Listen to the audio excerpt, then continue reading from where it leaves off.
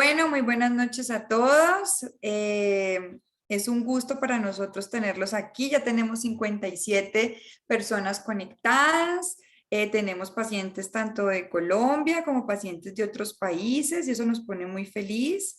Les recuerdo, mi nombre es Viviana Parra, yo soy médica gastroenteróloga y una de las fundadoras de FUNEICO. Para los que no conocen FUNEICO y están conectados, FUNEICO es la Fundación de Enfermedad Inflamatoria Intestinal Colombiana, que está integrada y formada por médicos y por pacientes, y dentro de los cuales nuestro pilar fundamental es la educación a pacientes, y esto hace parte de lo que vamos a hacer el día de hoy, que es un webinar educativo sobre metas del tratamiento en enfermedad inflamatoria intestinal. Es un tema que está de moda, es un tema de actualidad, es un tema que recientemente los médicos nos hemos actualizado mucho y hemos aprendido mucho sobre esto y cuáles son las metas específicas para lograr los mejores desenlaces en ustedes, los pacientes. Y el día de hoy nos acompaña una persona muy especial para mí y para FUNEICO, y es el doctor Juan Ricardo Márquez. El doctor Juan Ricardo Márquez es médico cirujano y coloproctólogo que maneja y es experto en enfermedad inflamatoria intestinal, y fue uno de las personas más importantes para crear FUNEICO. Entonces es una persona que está muy pendiente de la fundación, de todas sus necesidades y de todas las formas que podamos ayudarlos. El día de hoy él nos va a hablar sobre las metas de tratamiento en enfermedad inflamatoria intestinal. Ya hemos hecho un ejercicio con todos ustedes que nos han enviado muchas de sus preguntas, así que vamos, aquí las tenemos todas apuntaditas, pero en la medida en que se vaya haciendo la conferencia, ustedes pueden ir colocando en el chat preguntas específicas sobre este tema. Les ruego por favor que sean preguntas que vayan dirigidas a enfermedad inflamatoria intestinal, porque a veces vemos que hay algunas preguntas sobre otras enfermedades que no nos competen en este caso, pues porque el foco es resolver dudas y mejorar el conocimiento en cuanto a enfermedad inflamatoria intestinal en todos los pacientes. Entonces, bienvenidas sus dudas, sus preguntas, estamos aquí para servirles, para ayudarlos. Esperamos que puedan aprovechar mucho estas actividades educativas. Y bueno, vamos a dar inicio. Bienvenido, Juan, y mil gracias siempre por todo tu apoyo y por estar aquí siempre de la mano de todos los otros especialistas que nos ayudan y que también están presentes aquí, el doctor Gustavo Reyes, Fabián Puentes, el doctor Fernando Sarmiento, el doctor Melqui Vargas y pues todos los pacientes que nos acompañan. Queremos dar un saludo especial también a Carolina Samper, que es nuestra gestora y la paciente que más nos ha ayudado en el proceso de la fundación y de la ejecución de todos nuestros proyectos. Hoy se encuentra un poco indispuesta y enfermita y le mandamos todos nuestros saludos y fortaleza para que mejore su condición médica que tiene actualmente. Adelante, Juan. Viviana, muchas gracias. Esto no podría ser posible sin el alma y el nervio de toda esta fundación, que eres tú. Entonces realmente todos nosotros somos simplemente personas que te estamos apoyando y acompañando y ayudando a que FUNEICO sea lo que su misión realmente desde que la creamos se mantenga como tal, y es poder empoderar a través del conocimiento y a través del acompañamiento al paciente con enfermedad inflamatoria intestinal. Y creo que esto es una herramienta muy poderosa, el poder dar conocimiento, porque eso nos va a brindar unas mejores coberturas de salud desde el punto de vista profesional, pero también desde el punto de vista a través de los pagadores y los sistemas de salud. Yo creo que esto va permeando y este tipo de actividades se van multiplicando y van llegando a los oídos y a los ojos de las personas que tienen la posibilidad de inferir directamente en el tratamiento, en el bienestar y en el mejor pronóstico de los pacientes con enfermedad inflamatoria intestinal. Entonces realmente creo que son labores loables y eso te lo agradecemos plenamente a ti, porque tú, sin ese temple y sin esa decisión, esto no hubiera podido ser posible nunca. Entonces, sin Juan, más, antes de empezar, quiero darle las gracias también al Laboratorio Savi, que nos está claro, apoyando, que nos ha ayudado y que siempre nos ha ayudado mucho en estos webinars educativos para poder financiar esta plataforma y poder llegar a ustedes. Entonces, muchas gracias también al Laboratorio SABI porque ellos también tienen una función muy importante, no solo en ser proveedores de nuevas tecnologías en tratamientos para ustedes, sino también una obligación social con los pacientes que sufren de esta enfermedad y lo hacen a través de la fundación y de muchas otras formas que aportan también para la parte educativa de los pacientes en los programas de pacientes. Entonces, Juan, adelante. Entonces, de acuerdo a lo que tú decías, la enfermedad inflamatoria intestinal se puede tratar por objetivos. ¿Es esto posible? En los próximos 30 minutos aproximadamente, vamos a tratar de aclarar esa duda y yo creo que ante todo vamos a utilizar un lenguaje muy coloquial, muy simple en el sentido de que se transmitan los mensajes a tener en cuenta para que ustedes como pacientes sepan qué es tratar por objetivos y a través de qué tipo de mecanismos lo vamos a lograr. Nosotros los médicos, pero siempre en consonancia y en plena comunicación con ustedes, que son lo más importante. Entonces, esta es una relación bidireccional. Siempre va a haber una persona que es un pagador, va a haber un sistema de salud, va a haber un centro de infusión, pero finalmente esta es una relación simbiótica y como tal tenemos que manejarla y eso es algo que siempre tiene que ser conversado, todo ese tipo de objetivos a tratar en las diferentes etapas de la enfermedad. Entonces, cuando la persona con enfermedad inflamatoria intestinal se va acostumbrando a la normalidad. Yo creo que todos de alguna manera nos vamos acostumbrando. Por ejemplo, en este momento aquí en Medellín está lloviendo, pero ya es ya es una costumbre en nuestro paisaje. Todos los días llueve desde los últimos 6 meses. Entonces realmente, pero eso es normal, no, eso no es normal. El invierno que está azotando el país no es normal. Entonces, cuando vemos una persona que está bañándose en las playas del Caribe, y que todo en el fondo se ve muy bonito y muy normal y la persona se acostumbra a esa sensación de que todo va bien dentro de su cuerpo, posiblemente no sea así, posiblemente lo que acecha es algo más complicado y posiblemente si no lo detectamos tempranamente y no actuamos sobre todo de manera oportuna, posiblemente vamos a tener unas crisis complejas y unas complicaciones y desenlaces complicados y difíciles de manejar. Entonces, porque siempre cuando uno habla con los pacientes, es algo que todos compartimos, cuando yo le pregunto a la persona que llega, ¿cómo se sintió? Me dice, me siento bien, doctor, estoy bien. Y le pregunto, ¿cuántas veces está yendo al baño en las últimas 24 horas? Y me dice 5, 6, 7, 8 veces. Entonces, realmente eso es normal. Normalmente, eso no es normal, simplemente que la persona se empieza a acostumbrar a que esa es su normalidad. Entonces, son cosas que tenemos que ir afinando y puliendo y a través de este tipo de actividades yo creo que podemos ir aclarando ese tipo de conceptos. ¿Por qué? Porque la enfermedad inflamatoria intestinal es una entidad crónica, recurrente, progresiva e incurable.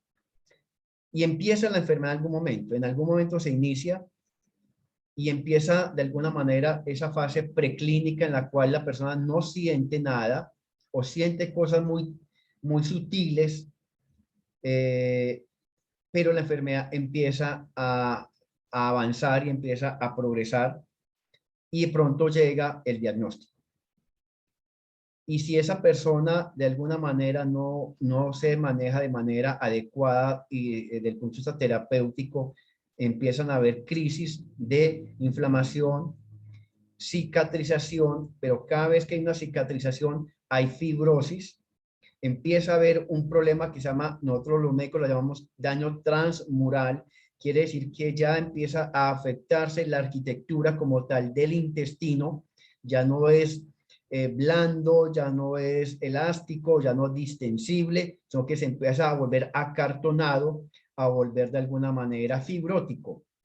Y eso empieza a generar, lógicamente, estrecheces estrecheces, pero también en algún momento de esa inflamación puede perforar, el intestino se puede perforar y se puede conectar a otro órgano del abdomen o a la piel, o y generar abscesos, y esto vuelve y cicatriza, pero finalmente va generando un daño de manera importante y ya es un intestino que es difícil de recuperar.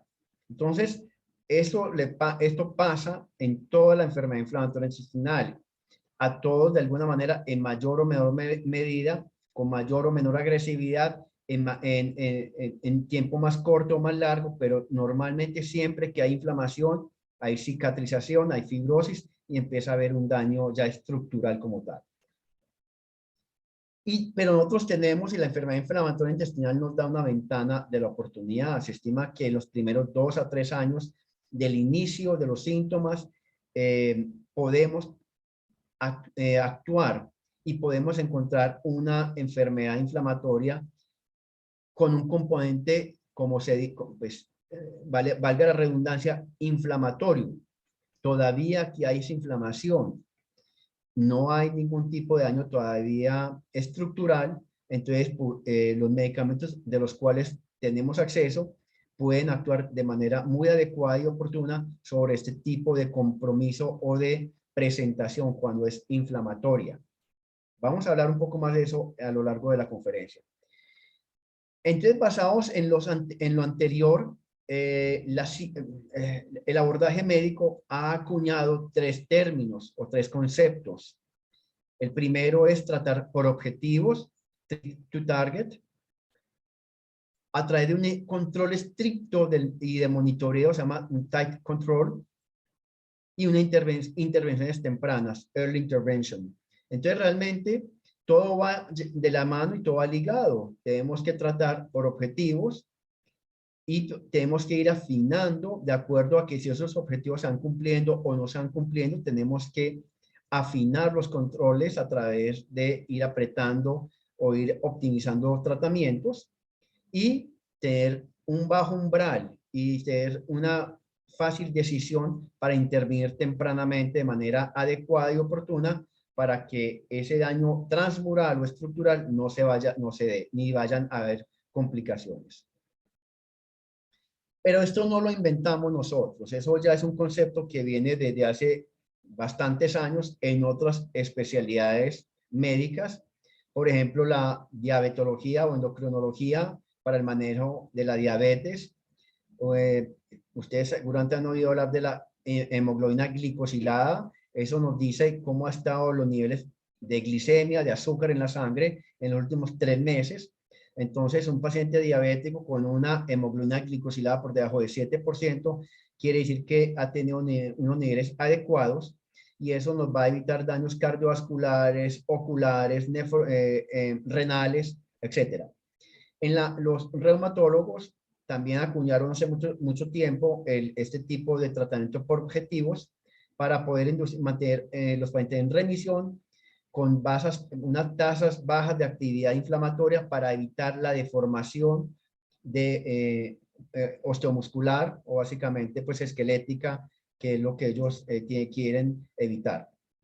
Los médicos que se dedican al manejo, internistas, cardiólogos, a la hipertensión, sugieren y recomiendan que una persona debe mantener los niveles de presión arterial por debajo de 140-90 milímetros de mercurio. Para diabéticos deben ser un poquito más estrictos. Y también unos niveles de colesterol de alta densidad, que son el colesterol que protegen de los infartos por encima de 70 miligramos por decilitro. Y con esto podemos evitar que hayan eventos cardiovasculares mayores. Entonces vean que son conceptos tomados de otras especialidades, de otras áreas del saber médico, pero que finalmente vamos todos en la misma dirección. ¿Por qué? Porque es que lo que hablábamos anteriormente con la bañista en el Caribe, los síntomas pueden ser muy tenues, como este iceberg, que lo que se ve por la superficie es mucho menos de lo que va en la profundidad. Entonces, realmente los síntomas pueden ser sutiles o puede ser que ya nos acostumbramos un poquito a las 5, 6, 7 depresiones con sangre, ocasionalmente coliquitos, retorcijones, una pérdida de peso gradual, pero no nos damos cuenta que por debajo van en la profundidad del cuerpo como tal, la mucosa está inflamada, hay un daño transmural de las capas del intestino, hay inflamación tanto molecular como histológica. Entonces, ¿cuál es nuestra meta? Nuestra meta no es simplemente controlar síntomas. Eso lo hacían hace 30, 40 años, en 1970, que era controlar síntomas, porque solamente tenían la mesalazina y tenían los esteroides. Hoy en día, y gracias al armamentario terapéutico, a la cantidad de medicamentos que tenemos, que tampoco son tantos, pero sí de última tecnología y con un gran poder antiinflamatorio, lo que queremos es evitar el daño. Entonces, lo que nosotros como médicos estamos llamados a hacer es tratar de inducir remisión. Cuando yo hablo de la palabra inducción de remisión, quiero decir apagar el incendio en la crisis de la enfermedad inflamatoria intestinal. O sea, un paciente que esté con dolor, con distensión, que esté con 10, 15, 20% al día, con sangrado en el 100% de las veces, con dolor, con el pulso acelerado, con fiebre o febrículas, yo diría inducir remisión tempranamente a través de una terapia con alta eficacia para desinflamar rápidamente. Aquí pueden entrar en el papel los esteroides, pero finalmente, más que inducir remisión, que es muy importante definitivamente, es el mantener esa remisión en el tiempo, sostenerla en el tiempo, y eso lo logramos a través de medicamentos moduladores de la inflamación o inhibidores de la inflamación como tal, que lo vamos a hablar enseguida también. Entonces, esto es fundamental a través de un control y monitoreo estrictos por parte del sistema de salud, y eso quiere decir, nosotros como médicos somos los responsables de estar monitoreando y controlando de manera estricta y periódica. Periódica estoy hablando yo cada 3 meses, o sea, cuando una enfermedad inflamatoria intestinal la estamos manejando, revisándola cada 6 meses, o es porque ha estado muy en remisión mucho tiempo, o son simplemente inflamaciones de recto muy leves, muy tenues, pero normalmente el paciente con enfermedad inflamatoria intestinal se debe estar revisando cada 3 meses.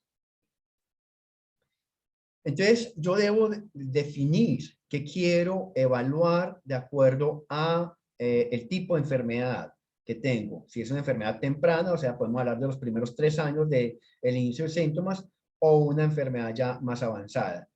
Entonces, en la enfermedad temprana, ¿yo qué quisiera? Yo quiero tener una ausencia completa de síntomas sin que la enfermedad esté progresando, sino que poner a dormir la enfermedad. Como hablamos, una de las definiciones de la enfermedad inflamatoria intestinal es que no es curable, pero sí la podemos modular a ponerla a dormir.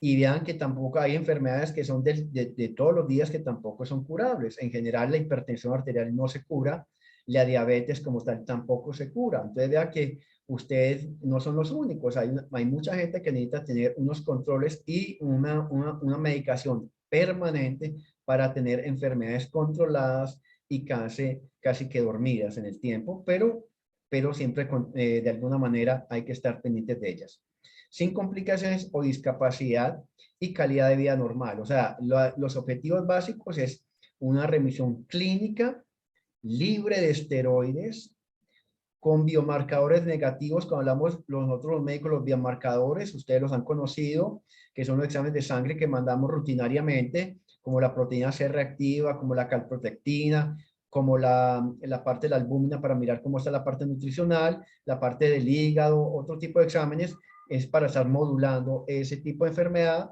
y esos se llaman biomarcadores, unos más, otros menos, pero finalmente son biomarcadores.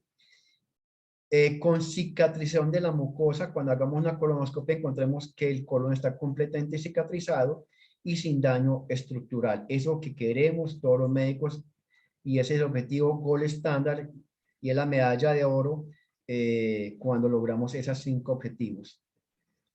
Pero en pacientes con enfermedad en estadio avanzado, posiblemente la remisión sintomática ya no sea tan alcanzable. Por ejemplo, personas ya con unas fístulas,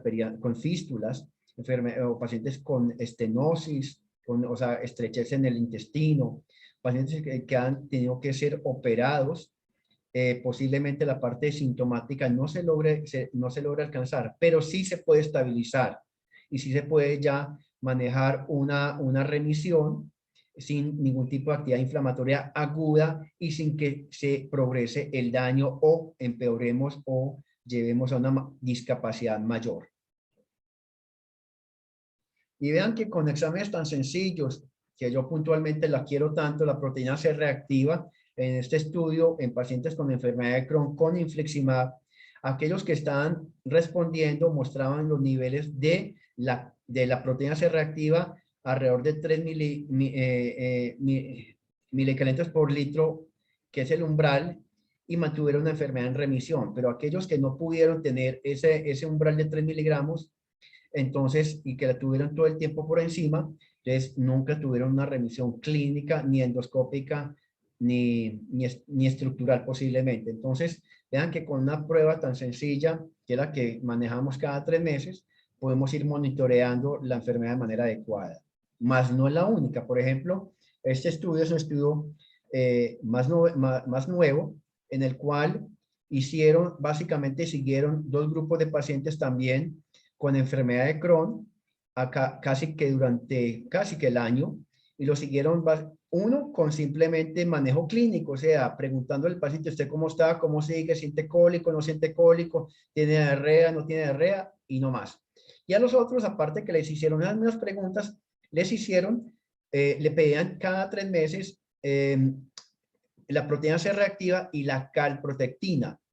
Y ellos se pudieron dar cuenta que al cabo de casi el año, el 48 semanas, los pacientes que tenían un control más estricto de la enfermedad a través de este par de biomarcadores, pudieron estar en remisión clínica endoscópica, o sea, con cicatrización de la mucosa, en el 45% frente al 30% de los pacientes que simplemente los saludaban y les preguntaban cómo están. Entonces, vea que sí es importante el seguimiento, aparte de la parte clínica, el seguimiento con biomarcadores y con exámenes como tal. Definitivamente, parte de todo tratar con objetivos es poder detectar la enfermedad tempranamente, y esa es una obligación del sistema de salud, porque no todos los que tienen diarrea es por amibiasis, ni todos los que sangran es por hemorroides. Si ustedes se dan cuenta, casi que todos en algún momento de la vida, de su historia natural de la enfermedad, les dijeron que ese sangrado era por hemorroides o que esa diarrea era por amibiasis, y seguramente les mandaron antiparasitarios.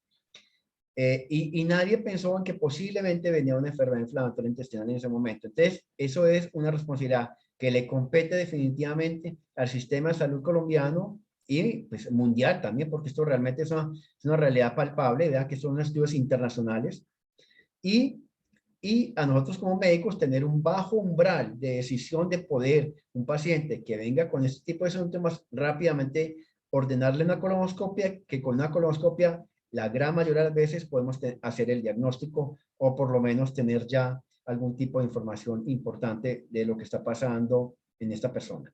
Entonces vean que los tiempos son importantes. Aquellos pacientes menores que se diagnosticaron menor de 2 años del inicio de los síntomas, tuvieron una cicatrización de la mucosa mucho mejor que aquellos pacientes que se diagnosticaron después de los 2 años y antes de 5 años, y muchísimo mejor que aquellos que se demoró el diagnóstico más de 5 años en que empezaran el tratamiento adecuado. También es muy importante a dónde llega el paciente, es fundamental. Entonces, vean que no es lo mismo que la persona sea evaluada por un centro de excelencia, un centro de referencia de enfermedad inflamatoria intestinal, a que la persona que acuda o que el sistema de salud lo obligue o direccione a unos centros que no sean especializados en el manejo de la enfermedad inflamatoria intestinal. Entonces, en este estudio también se les dio más de 3 meses de esteroides en el último año a 24% de pacientes en aquellos centros que no eran de enfermedad inflamatoria intestinal, frente a casi el 9% en centro de enfermedad inflamatoria intestinal. En este mismo estudio vemos que definitivamente los centros de enfermedad inflamatoria intestinal de excelencia o de referencia inician y manejan terapia biológica e inmunosupresora con mayor decisión y con mayor frecuencia que aquellos centros en los cuales no están acostumbrados a ese tipo de medicamentos y menos a ese tipo de enfermedad. Entonces, es fundamental para poder de alguna manera para el algoritmo del cuidado óptimo tener unas columnas y unos bastiones para poder clasificar y tratar adecuadamente la enfermedad inflamatoria intestinal. Entonces, son las 5 E's. El primero es el estadio de la enfermedad, poder determinar en qué estadio está la enfermedad, estratificar los pacientes de acuerdo a riesgo, establecer metas claras de tratamiento, elegir lógicamente un tratamiento adecuado y tener la capacidad de modificarlo a través de una terapia, que es el examinar la terapia, el seguimiento, y es poder ir ajustando los abordajes terapéuticos de acuerdo a cómo se va respondiendo el paciente. Entonces empecemos a ver ejemplos de cada cosa. Vemos que la enfermedad inflamatoria intestinal es una enfermedad completamente compleja, heterogénea y casi que unipersonal. Porque si vemos, si hablamos de colitis ulcerativa, hay 3 presentaciones de colitis ulcerativa: la proctitis, la colitis izquierda, la pancolitis. También en la enfermedad de Crohn vemos que hay un patrón inflamatorio, un patrón estenosante, un patrón fistulizante. También tenemos la enfermedad de Crohn dividida de acuerdo al segmento que está afectado. Si está afectado la parte región ileocecal, que es donde termina el intestino delgado y se conecta con el colon, donde está el 50%, 55% de la enfermedad de Crohn allí alojada.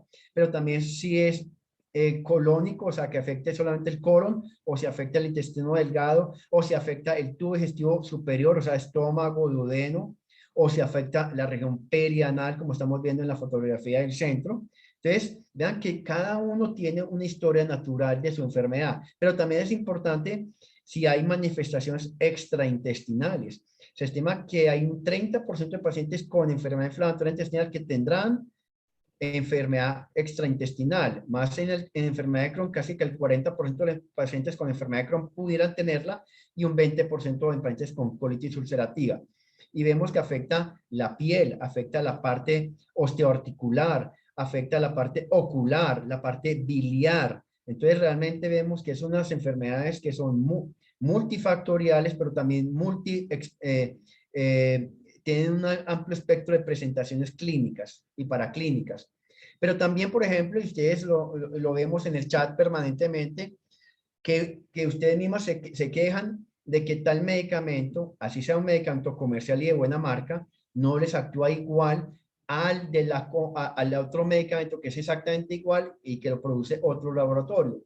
Entonces vean que lo que a una persona le produce una mesalazina que le produce aftas en la boca de un laboratorio reconocido y de buena calidad, en la otra presentación de mesalazina del otro laboratorio le cae perfectamente bien. Entonces, vean que también es la tolerancia a los medicamentos. A algunos no les sirve tal biológico, pero les sirve el otro biológico. Entonces, todo es por este tipo de enfermedad tiene que ser manejada de manera personalizada. ¿Cómo estratificamos el riesgo de la enfermedad inflamatoria intestinal? Pues de acuerdo a sus presentaciones. Un paciente, puntualmente en la enfermedad de Crohn, paciente menor de 40 años, que sea fumador, que tenga enfermedad perianal activa, que tenga un compromiso de intestino más de 1 metro, que tenga compromiso del tubo digestivo superior, que ya haya tenido necesidad de cirugías, o que tenga una enfermedad estenosante o penetrante temprana, son unas presentaciones que nos muestran que es una enfermedad agresiva y que de alguna manera tenemos que actuar mucho más rápidamente y tempranamente y más agresivamente en este tipo de pacientes para poder de alguna manera disminuir esa actividad desbocada de la enfermedad y agresiva. En la colitis ulcerativa nos pasa exactamente lo mismo. Aquellos pacientes que hayan requerido más de 2 ciclos de esteroides en el último año, aquellos pacientes que ya han tenido han tenido que ser operados, pacientes que tengan problemas refractariedad al esteroide o que sean dependientes del esteroide, o pacientes con pancolitis agresivas también son de un riesgo mayor, y por eso tenemos que actuar más rápidamente nosotros como médicos.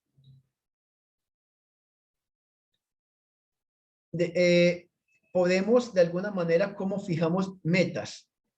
Entonces, una de las metas más importantes en el manejo de la enfermedad inflamatoria intestinal es poder, más allá que inducir o que disminuir la parte de síntomas, inducir remisión clínica, o sea, que la persona se sienta sana y aliviada, es poder ir a cicatrizar la mucosa del intestino.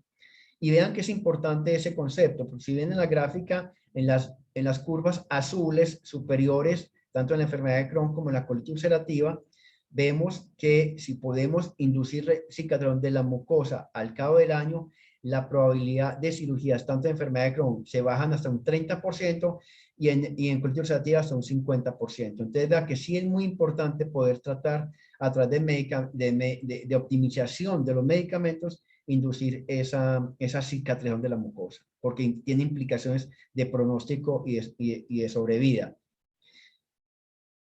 ¿Cómo se comportan las terapias actuales para poder también lograr esos objetivos terapéuticos? Para nosotros no es importante ya una remisión clínica. Es importante que sea libre de esteroides, pero finalmente lo que necesitamos es que sea una remisión clínica y con cicatrización de la mucosa, o sea, una remisión profunda y ojalá sostenida. Cuando hablamos de remisión profunda sostenida, es aquel paciente que ha estado en los últimos 2 años en remisión clínica y con cicatrización de la mucosa. Entonces, ¿qué medicamentos nos pueden brindar ese objetivo puntualmente? Hombre, en la colitis ulcerativa, la mesalazina lo pudiera lograr. Los esteroides definitivamente no, porque estamos hablando de largo plazo. Los esteroides no se van a utilizar a largo plazo. Los inmunomoduladores tampoco. Y los biológicos, cuando hablamos, no estamos hablando solamente de anti-TNF, estamos hablando de biológicos como tal.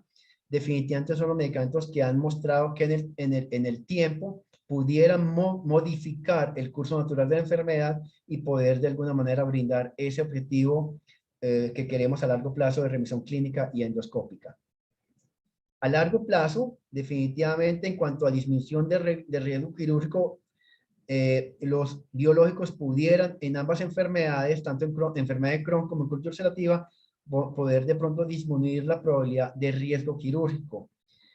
Aún hay cosas por investigar en cuanto a la incapacidad y al daño estructural, pero inferimos que si podemos cicatrizar la mucosa con estos medicamentos, el daño estructural no se va a dar. También tenemos que manejar la ventana de la oportunidad y es también parte de las metas a tratar, poder tratar de manera adecuada, oportuna y agresiva, pues para el bien del paciente, la enfermedad en los primeros 2 años de la duración de esta. A través de unos esquemas terapéuticos que nosotros los médicos lo llamamos las pirámides terapéuticas en enfermedad inflamatoria intestinal, tenemos unas pirámides que son ascendentes, o sea, hacia arriba.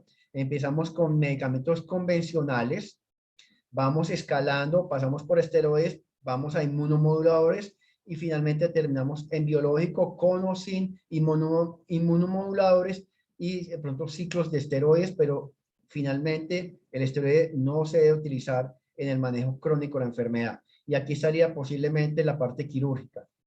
Entonces nos ponemos también de acuerdo, y esto es de acuerdo, se selecciona el paciente de acuerdo a ese perfil que hablamos de riesgo en cuanto a agresividad de la enfermedad, ¿cierto? Entonces eso lo estratificamos de esa manera. Podemos hacer un paso acelerado, un paso terapéutico acelerado a través de la pirámide. Básicamente no pasamos por la terapia convencional puntualmente en la mesalazina, sino que arrancamos de una vez con inmunomoduladores esteroides para frenar la parte inflamatoria aguda y rápidamente vamos a pasar a un biológico.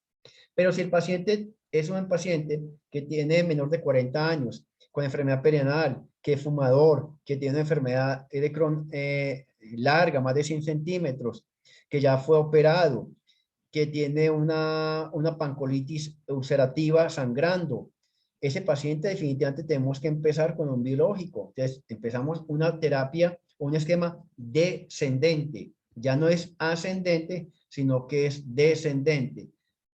Y empezamos definitivamente con el biológico.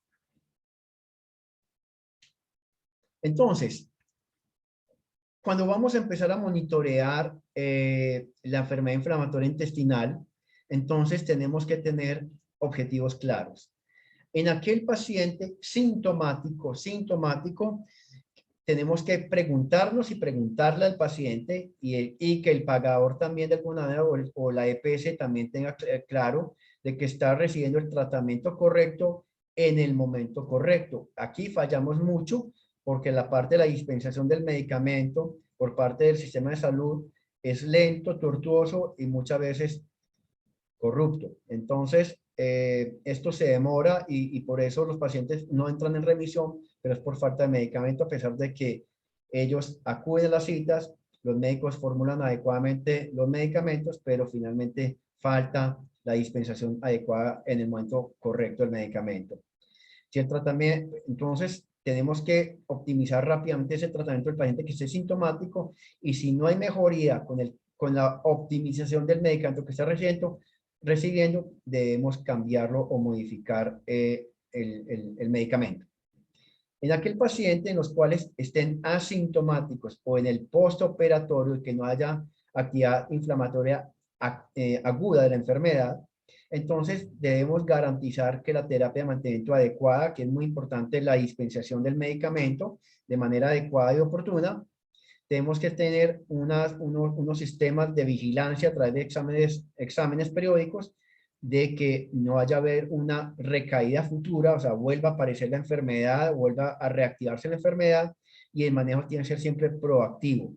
Tenemos que prevenir las complicaciones realizando monitoreos de seguridad a través de los exámenes periódicos. Por eso, dentro de nuestra formación, nosotros los pacientes los revisamos cada 3 meses con exámenes. Entonces, veamos muy fácil y muy práctico un flujograma de manejo de paciente con enfermedad inflamatoria activa. No vamos a empezar a personalizar ni a poner subcomponentes de la enfermedad, simplemente esta es una cosa como para que ustedes tengan una idea de lo que es un flujograma práctico en el manejo de la enfermedad.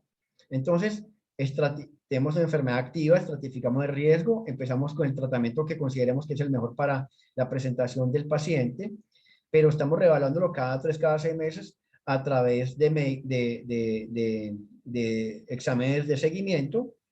Y el objetivo es que el paciente esté al cabo de las primeras, yo diría 12 semanas, 8 a 12 semanas, máximo a la semana 16, estoy hablando 4 meses, que no tenga síntomas y que los biomarcadores, o sea, tanto la proteína C reactiva como la protectina, estén negativos o estén bajos, ojalá negativos. PCR por debajo de 1 y calprotectina por debajo de 150 sería lo ideal. Y que a través de exámenes endoscópicos veamos que no hay ulceración de la mucosa. Entonces, si esto se cumple, seguimos con el mismo tipo de tratamiento y lo estamos evaluando los pacientes cada 3, cada 3 meses y nos vamos en este esquema así.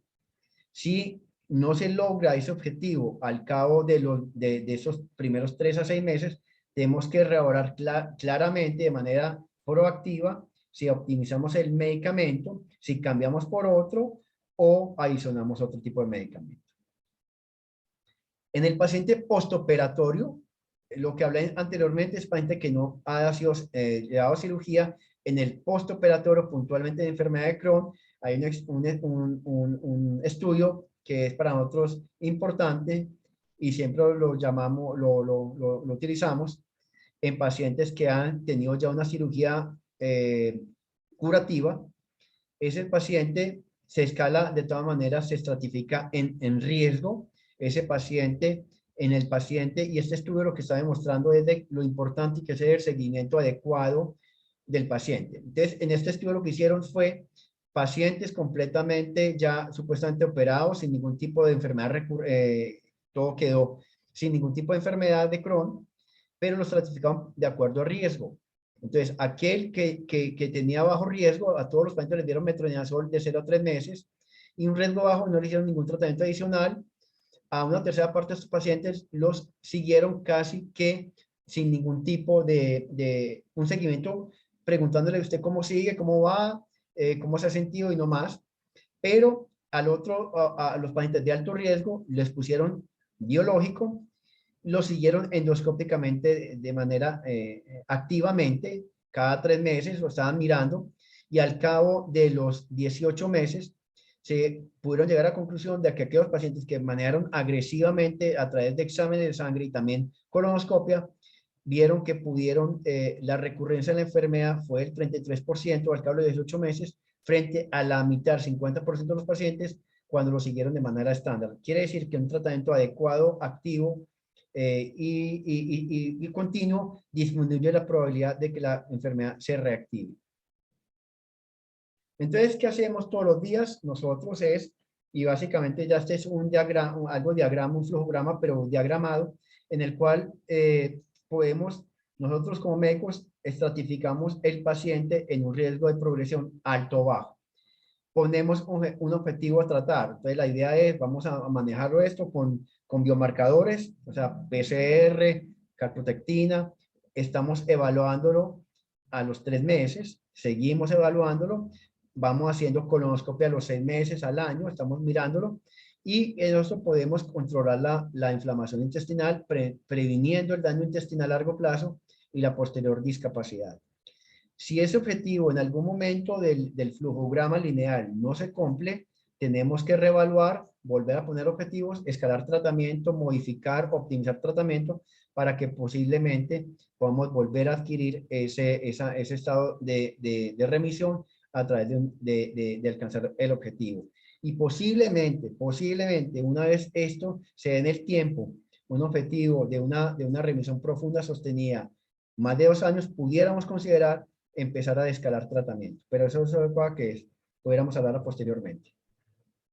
Entonces, las recomendaciones del manejo de la enfermedad crónica por objetivos, tanto de la calidad de vida como curación intestinal. Entonces, la parte clínica, estamos hablando de que hay unas escalas y unos cuestionarios de calidad de vida. Se debe estar revelando el paciente cada 3 meses, y cada paciente debe ser personalizado en cuanto a qué objetivo estamos manejando y qué es lo que queremos ir evaluando.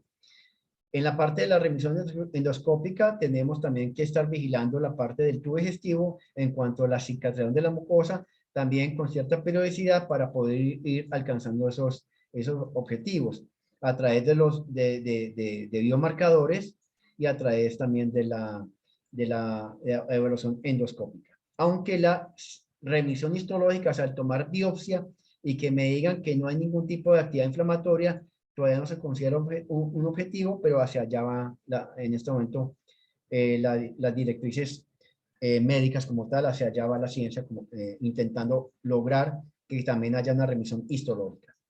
Entonces, ya para redondear, y esta es una diana, nosotros como médicos tenemos que tratar de inducir una remisión clínica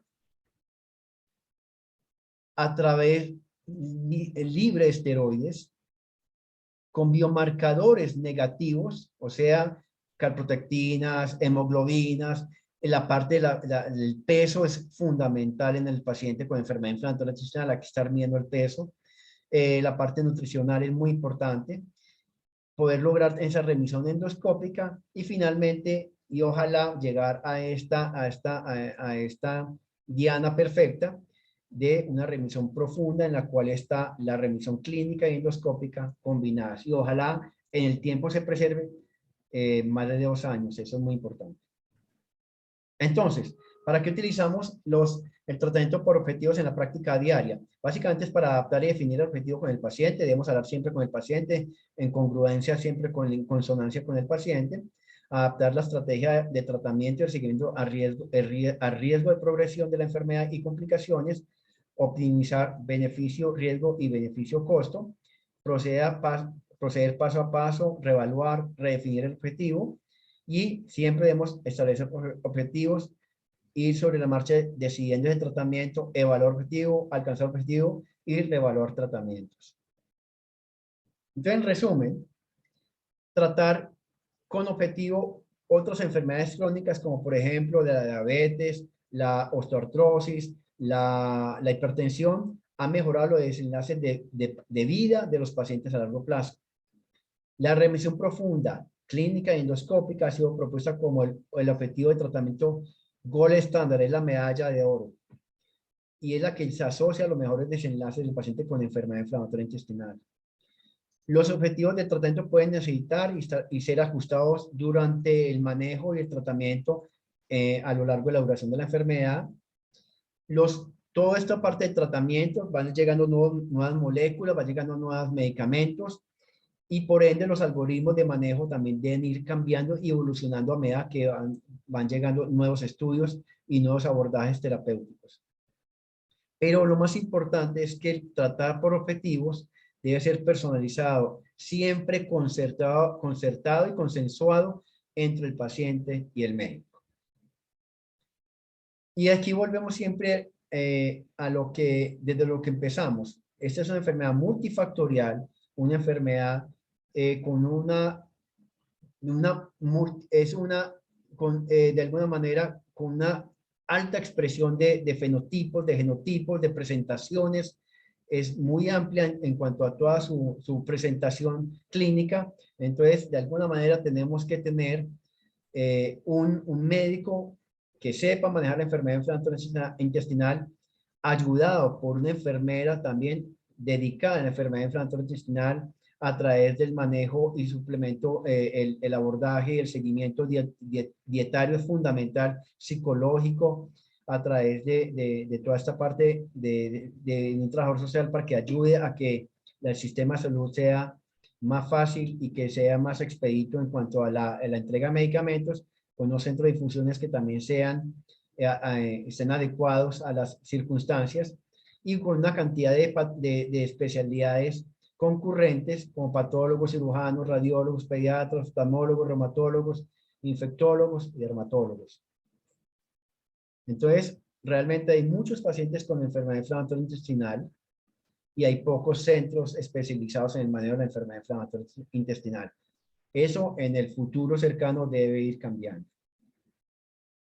Por eso es que de alguna manera tenemos que recurrir a que ese centro de enfermedad inflamatoria intestinal, que es escaso en nuestro medio, poderlo alimentar o ayudar o apoyar a través de unidades especialistas, clínicas virtuales, a través de práctica y unidades de pacientes, de no especialistas, pero que tenga de alguna manera esté en red con el centro de enfermedad inflamatoria intestinal. Pues muchas gracias, muy amables por su audiencia y por su presencia, y estaremos prestos a responder cualquier tipo de inquietud que tengan ustedes. Bueno, Juan, muchísimas gracias por esta excelente exposición. La idea es que los pacientes aprendieran, y creo que el objetivo se logró, sobre qué significa tener metas en el tratamiento. Personalmente, siempre a mis pacientes yo trato de hacerles un dibujito o explicarles que vamos por pasos, como Juan Ricardo nos había mostrado en todo su esquema, y cuáles son las expectativas reales que debemos tener a corto, a mediano y a largo plazo. Y que claramente, como lo dijo Juan, no es suficiente solamente dejar de sentir dolor, no tener diarrea o no tener sangrado. Hay otras metas que son muy importantes porque tienen impactos a largo plazo en cuanto a cáncer, en cuanto a recaídas, en cuanto a cirugías. Bueno, Juan, tenemos muchas preguntas y muy interesantes de parte de los pacientes. Quiero recoger aquí algunas y es... varias van hacia el mismo tema y es, si tengo los síntomas controlados, ¿cada cuánto debo hacerme una colonoscopia? Perfecto. Yo pienso que mientras los síntomas, no los síntomas, porque recuerden que los síntomas es simplemente ese iceberg que está flotando en el mar y que abajo está todo el bloque realmente de hielo. Entonces, no son los síntomas.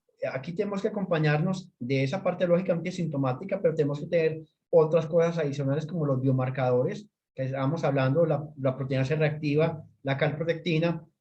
El peso es fundamental. Si la persona está conservando el peso, es porque las cosas están relativamente bien.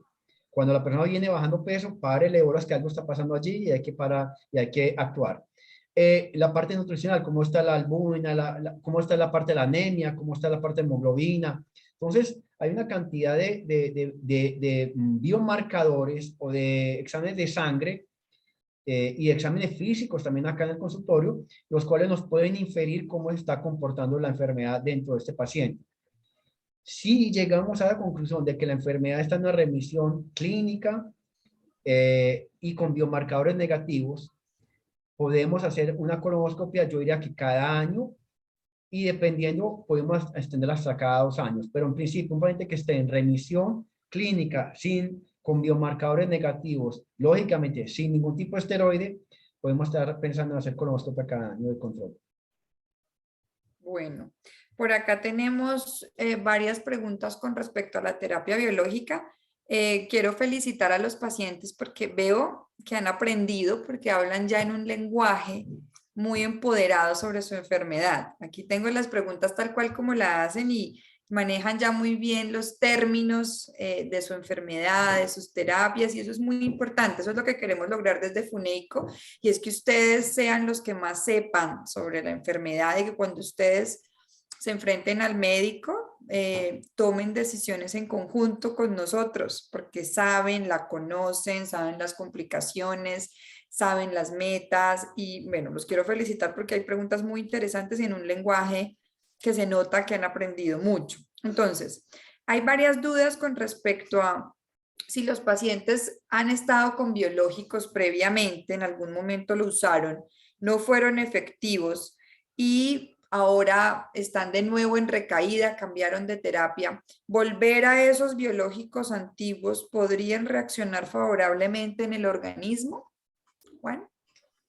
Yo pienso que hay un estudio, ese estudio que es un estudio belga, se llama un estudio STORY, en el cual hubo pacientes que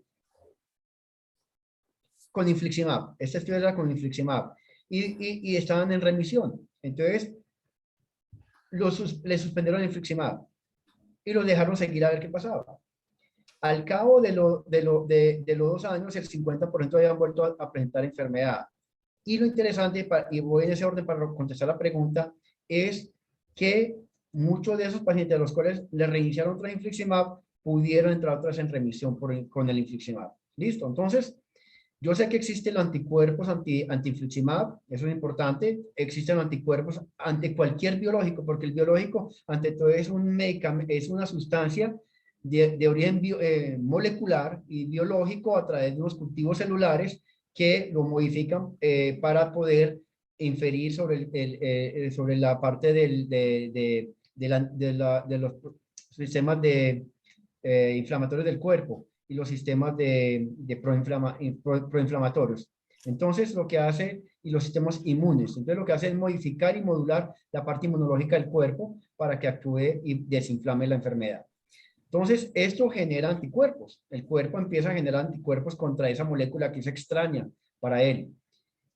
Y muchas veces esa es la razón por la cual nos toca cambiar medicamentos de un infliximab, cambiarlo a otro biológico, y eso depende de si lo cambiamos dentro de la misma parte de anti-TNFs, que son los que bloquean el factor de necrosis tumoral, o lo cambiamos de tipo de medicamento o clase de medicamento. Entonces, yo pensaría, para ir resumiendo la respuesta, es que si ha tenido un tiempo largo, yo diría más de 2 años, sin recibir biológico y lo requiere, yo me la jugaría y volvería a reiniciar con medicamento, porque es peor estar en estado proinflamatorio, en estado inflamatorio, sangrando, con diarrea, con todo eso, a no tener medicamento. Entonces, yo sí me la juego, miro a ver, de acuerdo al fenotipo de la enfermedad y de acuerdo a la presentación de la enfermedad, cuál sería el mejor, pero sí yo sería proclive a reiniciar otra vez el biológico. Bueno, hay preguntas también con respecto a el uso de mesalacinas. Entonces, hay varios pacientes que están preguntando que por cuánto tiempo se deben dejar, que hay algunos que llevan muchos años, más de 5, otros más de 10 años con mesalacina, que si la deben suspender, que si están con el biológico, deben continuar o no la mesalacina. Entonces, como redondeando estas dudas con respecto al uso de mesalacina, Juan. La mesalacina es la mano de Dios en un polvito. La mesalazina ha sido desde 1967, 68, fue desarrollada a través de una farmacóloga llamada la doctora Nana Schwartz en Estocolmo, en el Instituto Karolinska de Estocolmo, y ella lo que hizo era, básicamente lo que quería era curar colitis infecciosa, entonces cogía y amarró o unió una molécula de sulfasalacina a la mesalazina y creó la sulfasalacina. Pero ella no pensaba en la enfermedad inflamatoria intestinal, ella quería era curar colitis infecciosas. Y como la sulfa es un antibiótico y la mesalacina es un antiinflamatorio, unió esto y empezó a entregar, y lo empezaron a utilizar y se dieron cuenta que los pacientes con colitis ulcerativa se empezaban a mejorar todos. Que la colitis ulcerativa, la enfermedad inflamatoria intestinal, no es infecciosa, es inflamatoria. Y se empezaban a mejorar todos. Y se dieron cuenta que realmente el componente activo es la mesalacina. Y la mesalacina es un medicamento supremamente seguro, efectivo, tiene una capacidad. Vengan, entiendan este concepto. Tiene una posibilidad de cicatrizar mucosa en el 50% de las veces. Eso ningún biológico hasta el día de hoy lo logra. En todos los estudios, los biológicos logran cicatrizar mucosa en el 30, alrededor del 30, entre el 30 y 40%, pero nunca al 50% llegan en los estudios.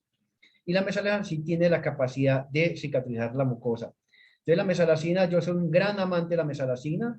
Utilizamos ya mesalacinas con una biotecnología mucho más depurada y más moderna, en la cual son gránulos que van recubiertos por unas resinas para que puedan llegar al colon allí se abre la resina y empieza a actuar la mesalazina como antiinflamatoria, inmunomoduladora. Entonces, realmente la mesalazina actúa de manera por contacto, no se absorbe en el torrente sanguíneo, por contacto, desinflamando la mucosa del colon. La mesalazina está indicada en este momento para colitis ulcerativa. Para enfermedad de Crohn está muy revaluada y pareciera que no sirviera más allá que el placebo, o sea, que tomar agua. Pero todos los que manejamos enfermedad inflamatoria intestinal, tenemos algún paciente, en mi caso tengo alrededor de 3 pacientes, que tienen Crohn colónico y los manejamos con mesalazina y están muy bien. Entonces, creo mucho en eso.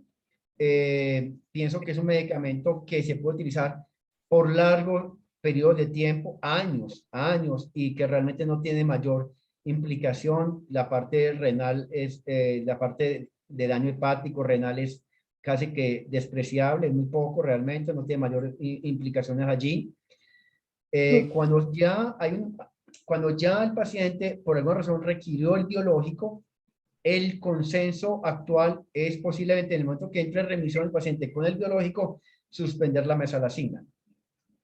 Eso es algo que está todavía en discusión. Hay algunos que favorecen que sea una monoterapia, o sea, que solamente esté con el biológico.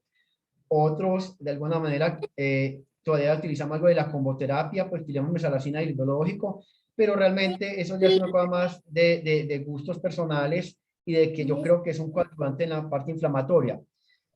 Pero pienso que es una gran molécula y la persona que esté con mesalazina y que esté controlada con mesalazina, le digo, dele gracias a Dios que se está haciendo el milagro sin necesidad de tener que escalar a otras terapias que la utilizamos todos los días, pero que ojalá pudiéramos controlarlos con este tipo de terapias convencionales tan seguras y tan efectivas en el tiempo y tan baratas también finalmente para el sistema de salud. Bueno, yo también estoy de acuerdo con Juan. Yo amo las mesalacinas, incluso siempre le digo a mis pacientes que trato de no suspenderlas, ¿sí? Teniendo en cuenta todas las bondades que Juan Ricardo ya explicó.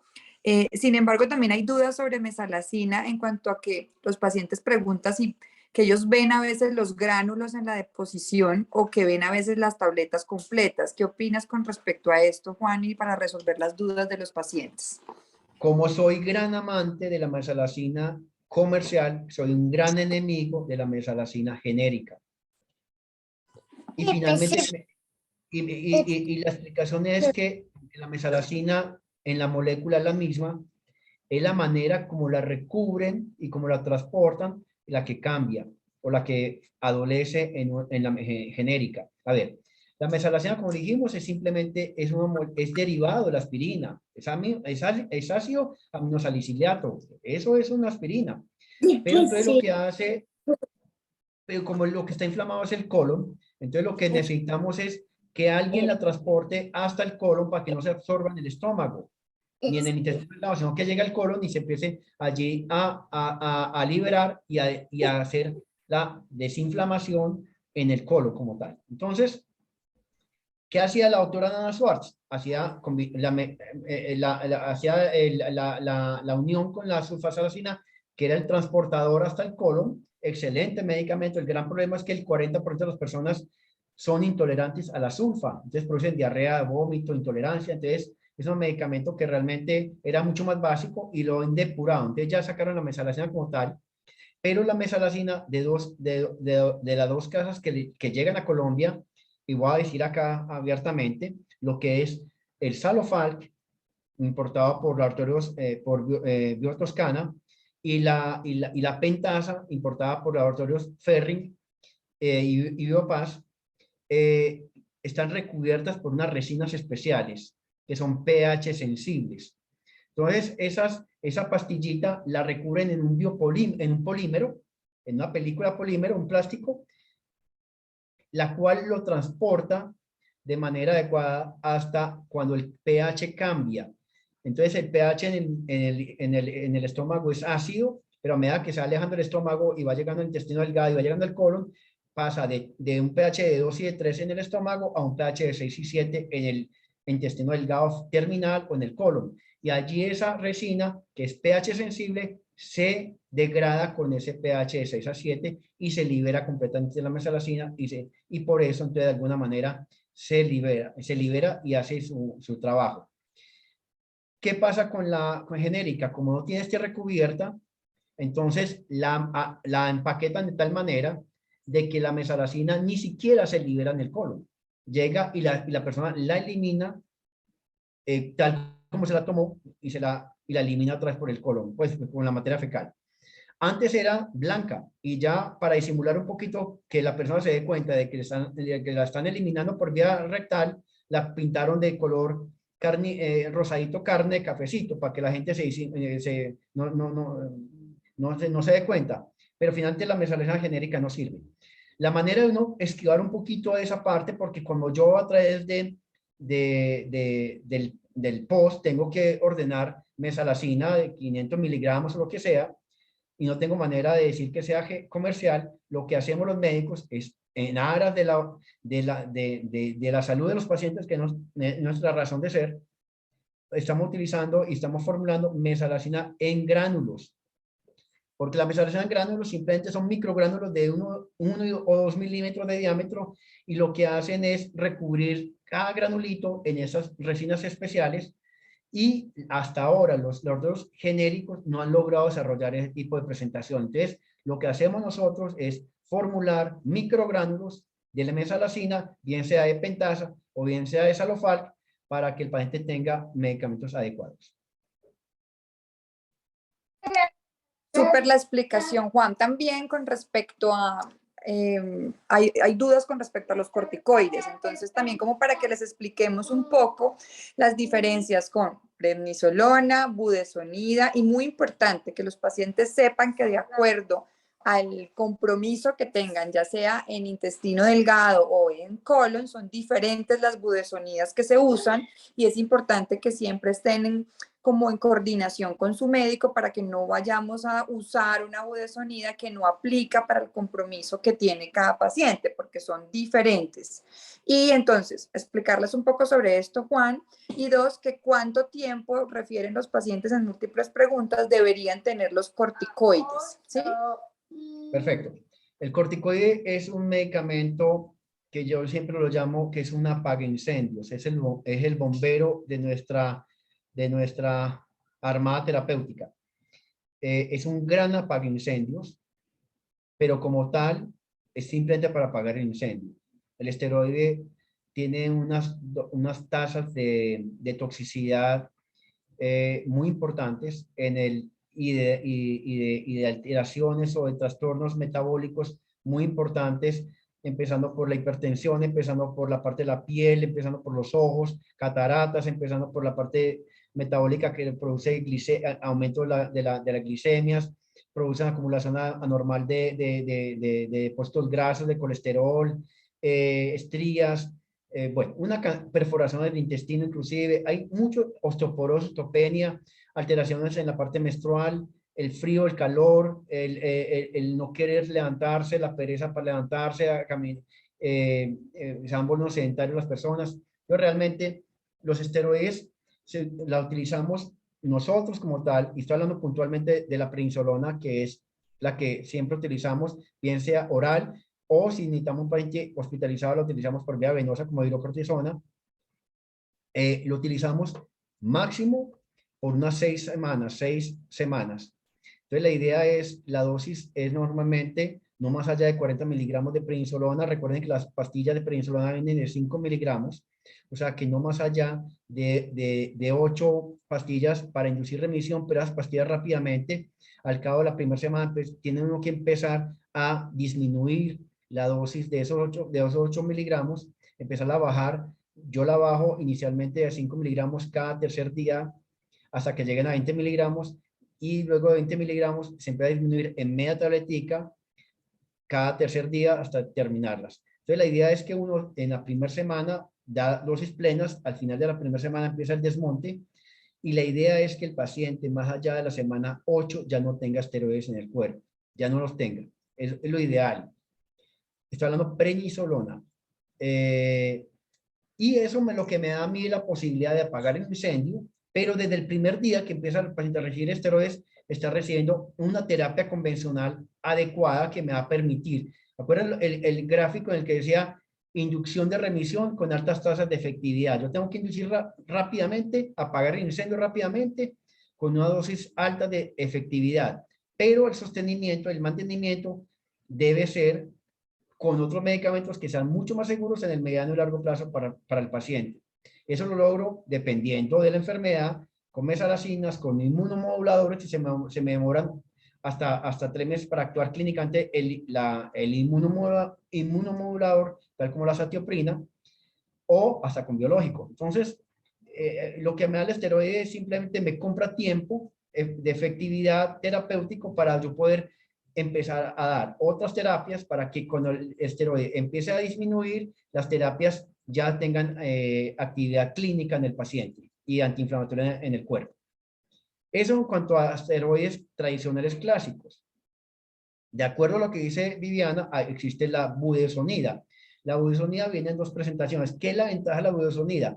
Es que es un esteroide ya de una tercera generación de esteroides, en el cual tiene un paso muy rápido por la parte del hígado. Entonces no se deja la absorción sistémica solamente el 10% frente al 80% que la absorción del esteroide, de la prednisolona. O sea que los efectos sistémicos de la budesonida son 10 veces menos que la prednisolona como tal, ¿cierto? Entonces, problema de osteoporosis, problema de cataratas, el problema de obesidad, se va a dar mucho menos y una rata mucho menos acelerada que con el esteroide clásico. Entonces, es un esteroide menos tóxico, muy efectivo, tiene un poder antiinflamatorio muy bueno, no es tan tóxico y realmente es mucho más seguro.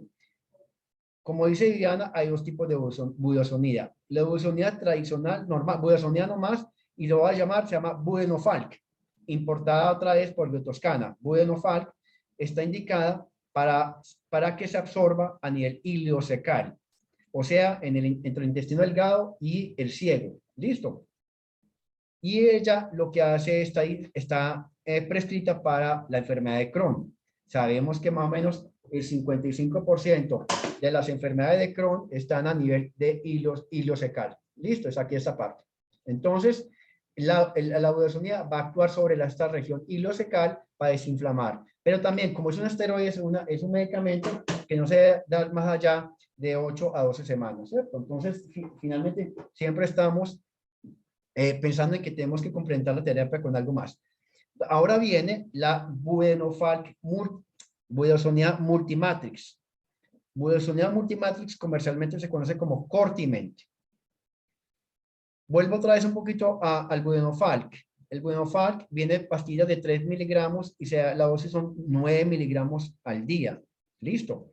Y se empieza a suspender gradualmente de una pastilla cada tercer día. La budesonida multimatrix, que su nombre comercial es Cortiment, importado por Biopas, producido por Ferring, es una budesonida que viene por una recubierta entérica igual a la mesalazina también de ellos, a la pentasa.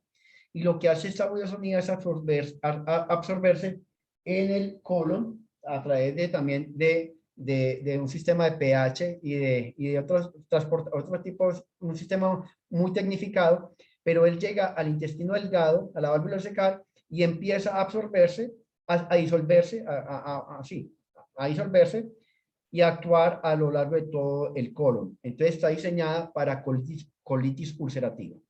Para eso es entonces. Listo. Entonces esas son las dos diferencias. Vivi, creo que quedó, ¿cierto? Está clara la cosa. Claro, entonces es muy importante que los pacientes sepan que el esteroide es tal cual como dice Juan, una apaga incendios, ¿no? Entonces lo necesitamos, cuando se necesita se debe usar, cuando el paciente está muy agudo, está muy activo, está muy severo, usamos más la prednisolona, por supuesto, y cuando podemos usar los corticoides con menores eventos adversos, que son los de excreción ileocolónica o colónica, como los que explicó Juan, pues los preferimos por evitar eventos adversos y no damos ciclos más allá de 2 a 3 meses. Entonces, muy claro, la budesonida que viene de 3 miligramos, la usamos cuando es enfermedad ileal o ileocolónica, cuando es la budesonida que viene de 9 miligramos, esa es la que usamos cuando hay compromisos solamente colónicos. Entonces hay que tener muy claro esto para que no se vayan a confundir e usar la que es equivocada. Algo muy importante también que por ahí mencionaban y quiero aclarar es que usted puede entrar en remisión y lograr metas terapéuticas con un ciclo corto de budesonida, sobre todo en enfermedad de Crohn en compromiso de hilo en distal, no estenosante, que no es algo que tenga ninguna otra complicación, ni fistulizante, por supuesto. Hemos tenido pacientes en los cuales damos un ciclo corto de budesonida, el paciente entra en remisión y a veces lo mantenemos sin ninguna otra medicación, lo vamos vigilando y respondiendo muchas dudas que refieren en el chat. Es muy importante que siempre vayan a su coloproctólogo y gastroenterólogo, así se sientan bien, porque esta enfermedad es una enfermedad que tiene episodios de recaída y remisión, recaída y remisión. Entonces puedes estar muchos años o muchos meses, incluso sin tratamiento, cuando has entrado en remisión, por ejemplo, con un ciclo corto de corticoides y no hubo necesidad de adicionar nada más en el caso de Crohn, o dejarnos solamente con unas dosis de mesalazina de 2 gramos y quedar en remisión, pero ojo, siempre hay que asistir a los controles para mirar los reactantes de fase aguda que son la PCR, la BCG, mirar la calprotectina fecal. ¿Por qué? Porque ellos nos avisan cuándo se va a generar una activación. Si vemos que la PCR se está aumentando, que la calprotectina se está aumentando, es un signo de alarma de que debemos ir a hacer una colonoscopia y debemos ir a revisar a ver si tenemos que optimizar el tratamiento.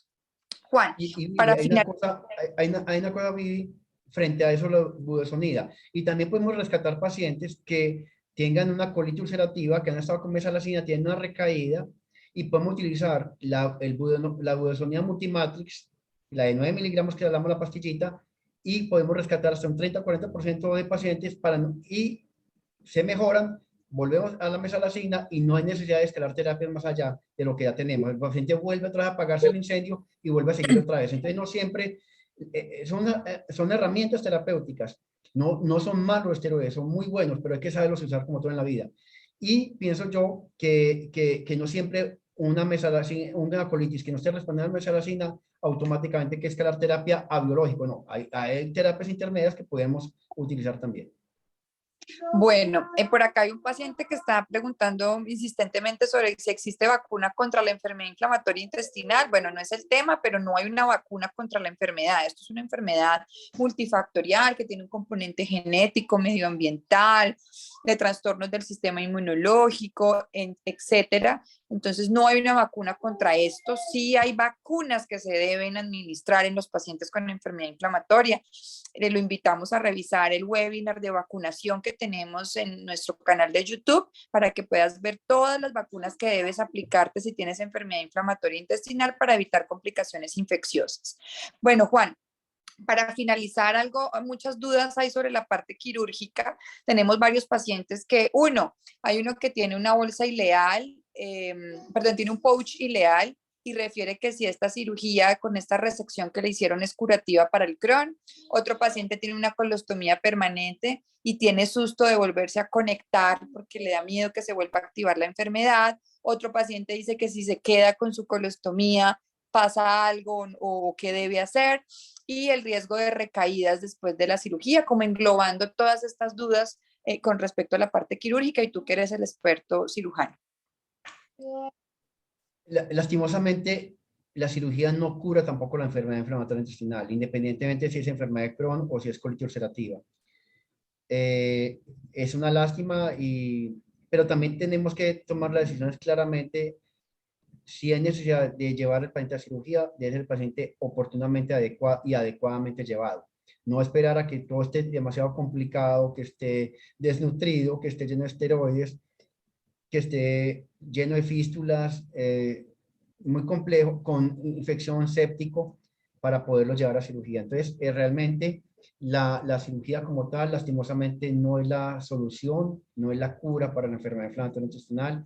Es un ayudante más, es un abordaje terapéutico más, que si se utiliza de manera adecuada en el momento oportuno, puede ser muy importante y puede ayudar bastante.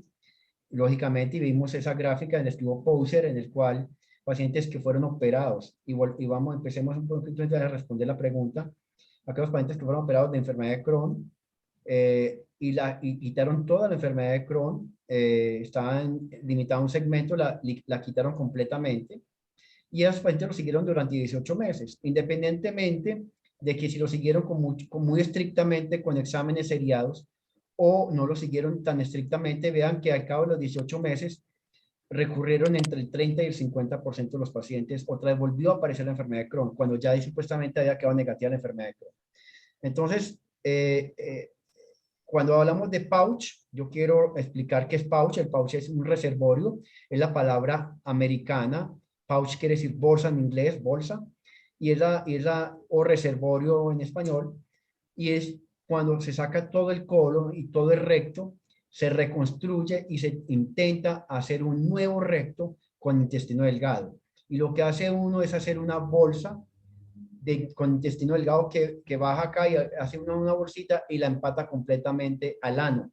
Y eso lo que genera es, porque la estructura más importante del colon, el colon no es vital, el colon no es necesario, es muy importante, pero el segmento más importante del colon es el recto, porque el recto es el reservorio, es el sitio de almacenamiento de la materia fecal para poder nosotros tener un hábito intestinal y poder diferir o poder tener una ida al baño con cierta regularidad, pero dentro de con unos horarios adecuados, ¿cierto? Entonces, de alguna manera, es el sitio de almacenamiento. Y es lo que hacemos con la bolsa hidroanal.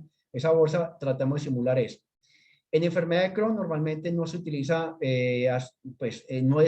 todo se puede hacer y todo lo hemos hecho de alguna manera, pero la enfermedad de Crohn, como recuerden que es una enfermedad que afecta más el intestino delgado más que el mismo colon, entonces muchas veces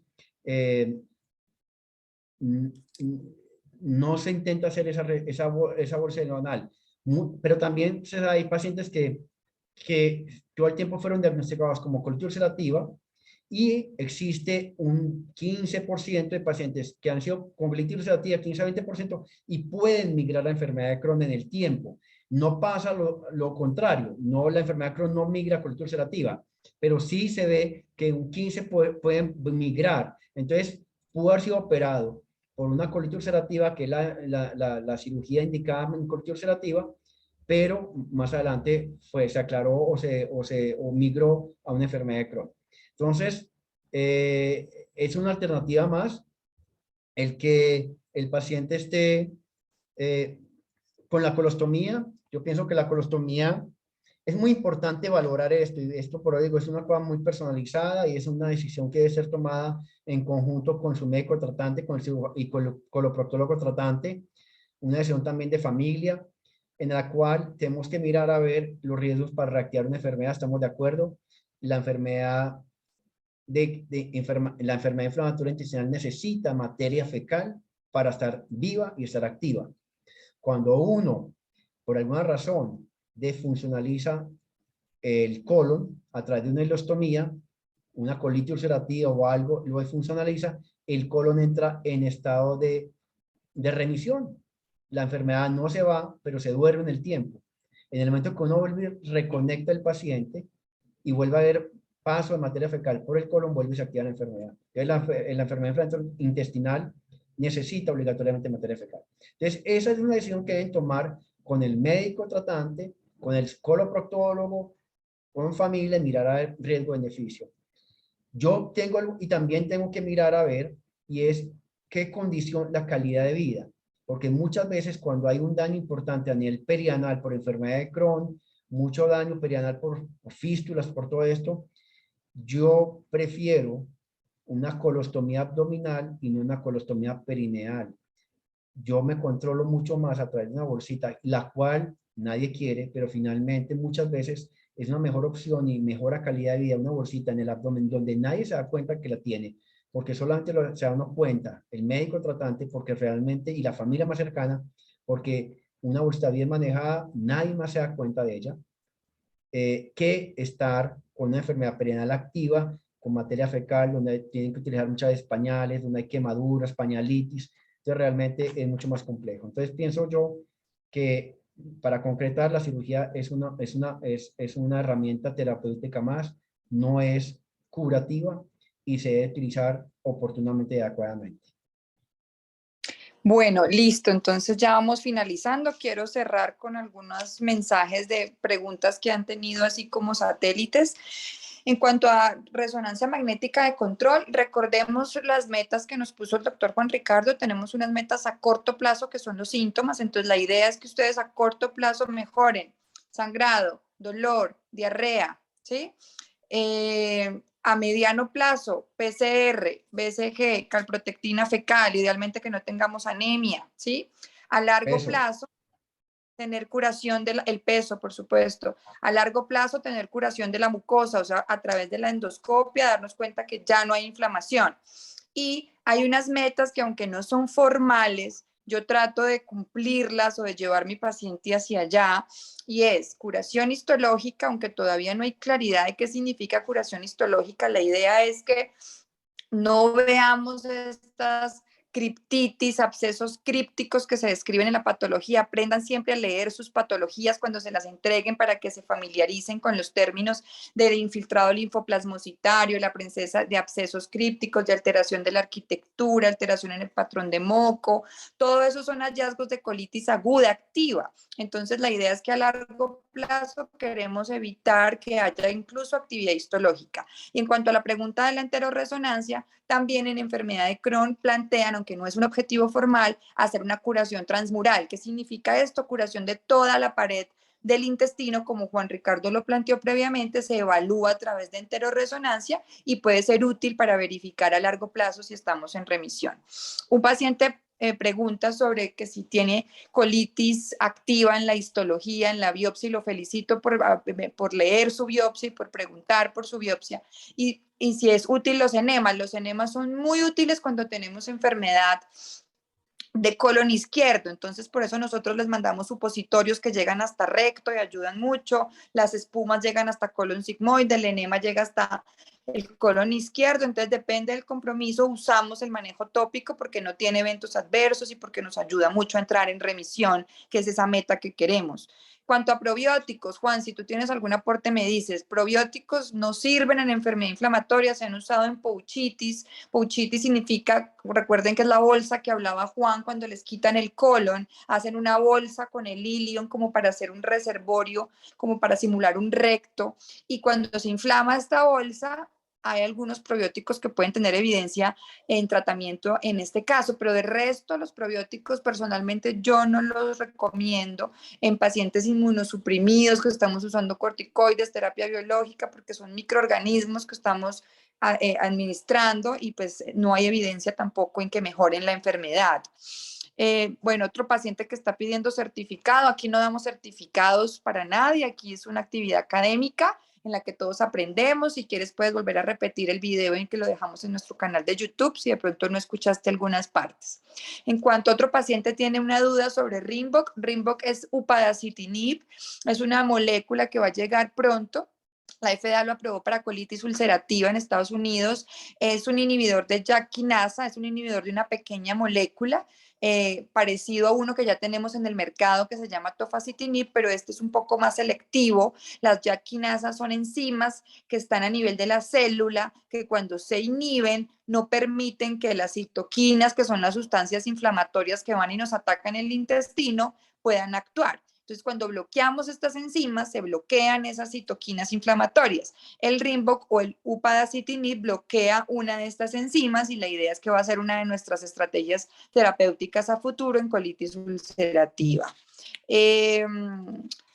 Bueno, hay un paciente que tiene budesonida por 1 año, Juan. Pues la idea es que pueda hablar con su médico tratante y mirar por qué está requiriendo tantas veces budesonida. Nosotros lo usamos, como dice Juan, para apagar incendios, pero si uno ve que ante un ciclo, máximo 2 ciclos, el paciente no mejora, uno tiene que colocar un inmunomodulador tipo azatioprina o si es Crohn tipo metrotexate o incluso una terapia biológica. Pero pues idealmente no deberíamos tener estos medicamentos por tanto tiempo. Bueno, aunque la budesonida tiene menos eventos adversos que la prednisolona.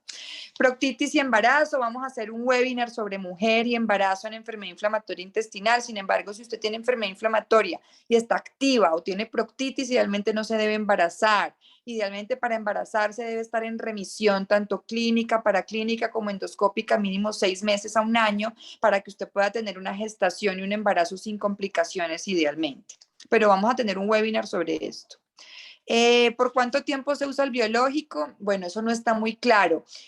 Hay ya artículos y evidencias sobre cuándo suspender inmunosupresores o biológicos, pero claramente en pacientes con factores de mal pronóstico como enfermedad muy extensa y severa, con resecciones quirúrgicas, enfermedad fistulizante, estenosante, son pacientes que todavía no nos atrevemos a suspender la terapia biológica. Hay algunos pacientes que si no tienen signos de mal pronóstico y llevan muchos años en remisión, podríamos hacer un desescalonamiento, pero todavía no hay claridad sobre esto. Juan, ¿tiene alguna opinión sobre esta parte?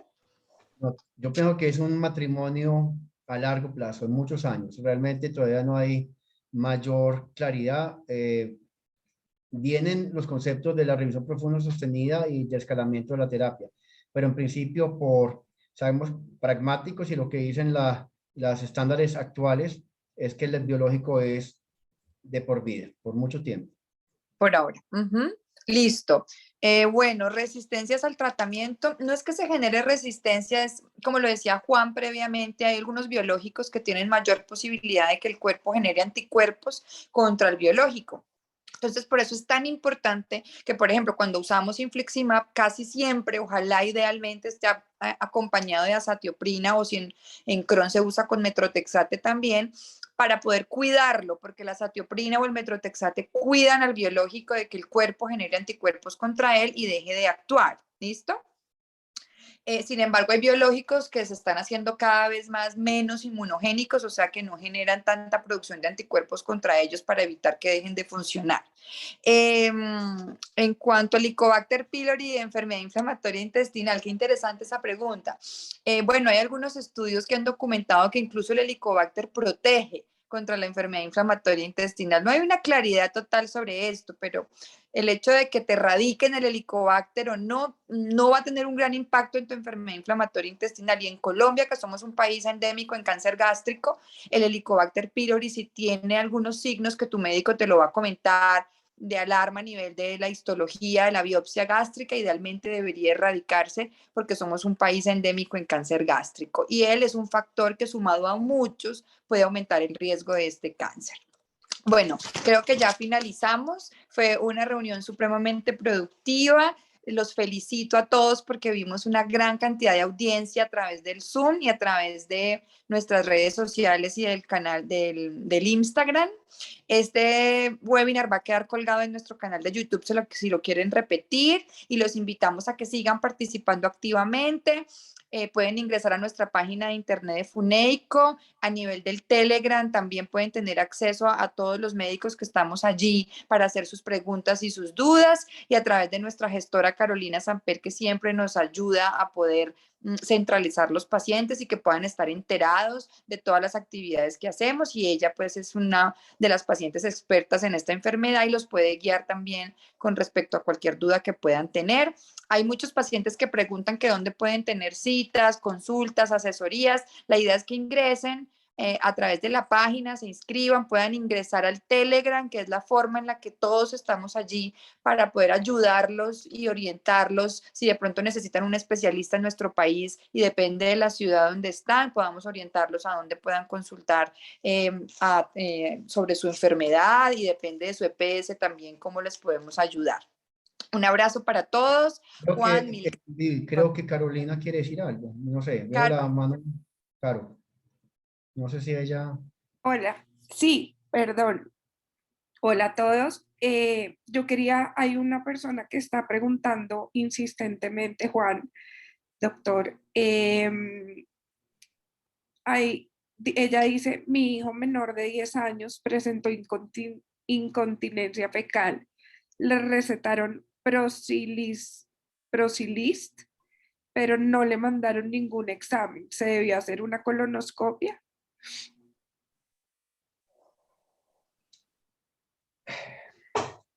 A ver, yo no soy experto en gastroenterología infantil. La doctora Viana tampoco es experta en gastroenterología infantil. Yo creo que eso es importante consultar. No, no conozco el medicamento siquiera, no sé si lo conoce, no lo conozco. Pienso que eso no es una enfermedad inflamatoria intestinal, y pienso que debe acudir a su gastroenterólogo pediatra a que le aclare primero todo, pues, esas dudas, y finalmente que sea la persona que lo maneje, porque somos completamente ignorantes frente al tema en este momento. Sí, entonces la indicación sería consultar un gastropediatra, y hay algunos estudios de fisiología gastrointestinal que hacen en incontinencia, como es la manometría anorrectal.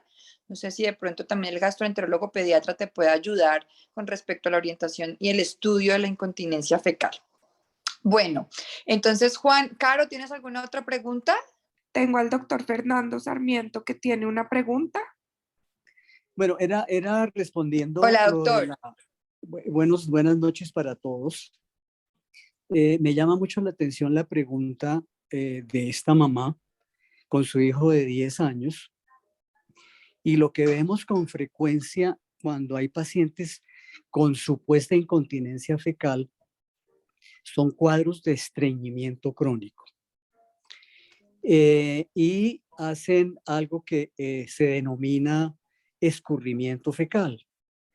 El esfínter anal, por la persistencia del estreñimiento, pierde tonicidad y la materia fecal se escapa. Entonces, para esta mamá que hizo la pregunta, es muy importante, como ya mencionaron la doctora Parra y el doctor Márquez, hay que consultar al gastropediatra, pero hay que ver que el niño y descartar que realmente sea un estreñimiento y no daño del esfínter. Entonces, es prudente consultar rápidamente buscando estreñimiento, y allí hay varios datos para esta mamá.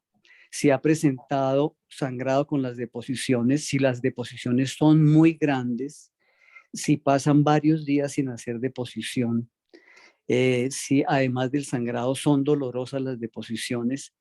Un dato muy particular es si con la deposición, con la materia fecal como es tan grande, se tapa el baño, se tapa el sanitario. Y esto podría ser indicativo de un estreñimiento, y secundario al estreñimiento, como ya lo expliqué, hay escurrimiento fecal. Muchas gracias. Doctor, muchísimas gracias. El doctor Fernando Sarmiento es uno de los gastropediatras más importantes del país, entonces ahí ya la mamá tuvo una respuesta de parte de un experto, tanto en gastroenterología pediátrica en general como en enfermedad inflamatoria intestinal. Doctor, mil gracias.